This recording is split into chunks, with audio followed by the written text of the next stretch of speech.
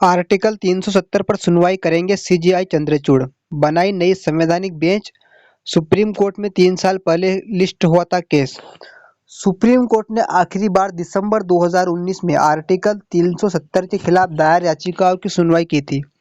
2 मार्च 2020 के बाद supreme court में ये केस लिस्ट तक नहीं हो सका। आर्टिकल 370 के विरोध में दायर याचिकाओं पर सुप्रीम कोर्ट ने फिर से सुनवाई करने का मन बना लिया। सीजेआई डीवाई चंद्रचूड़ ने इसके लिए एक नई संवैधानिक बेंच का गठन किया। 11 को नई बेंच सुनवाई करेगी। सुप्रीम कोर्ट ने आखिरी बार दिसंबर 2019 में आर्टिकल 370 के खिलाफ दायर याचिकाओं की सुनवाई की थी। 2 मार्च 2020 के बाद सुप्रीम कोर्ट में ये केस लिस्ट तक नहीं हो सका था। आर्टिकल 370 को लेकर केंद्र ने अगस्त 2019 में नोटिफिकेशन जारी किया था। सुप्रीम कोर्ट में ये मामला गया तो दिसंबर 2019 में सुनवाई की गई।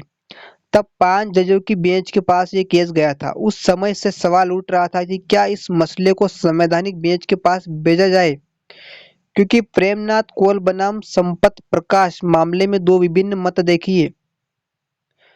देखने को मिले थे। आखिरी बार ये केस 2 मार्च 2020 को लिस्ट हुआ था। तब फैसला हुआ था कि इस मामले को बड़ी बेंच के पास भेजने की कोई तुर्क नहीं है।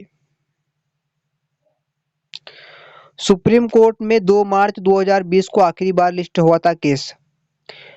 फिलहाल जो बेंच 11 जुलाई को मामले की सुनवाई करेगी उसमें सीजेआई के अलावा justice Sanjay Kishan Kaul, justice Sanjiv Khanna, justice BR Gavai, justice Suryakant शामिल है। 2 मार्च 2020 के बाद इस मामले को सुप्रीम कोर्ट में कई दफा जिक्र हुआ, लेकिन इसे लिस्ट करने को लेकर कभी कोई पुख्ता बात सामने नहीं आई थी। चंद्रचूड़ के सामने 2 बार हुआ जिक्र, पर केस को लिस्ट करने पर नहीं बनी सहमति। एनवी रमन्ना सीजेआई थे तो उन्होंने उस केस को लिस्ट कराने के मामले में कई ठोस जवाब नहीं दिया।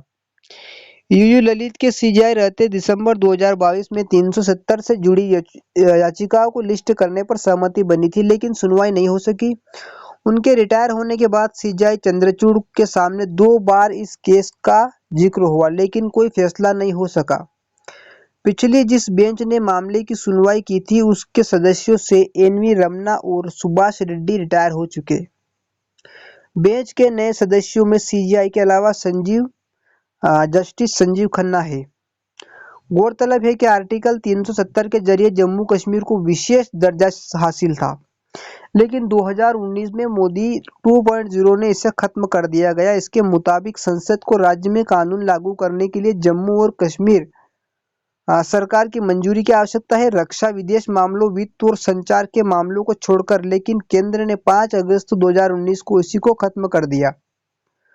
उसके बाद से विवाद जारी है।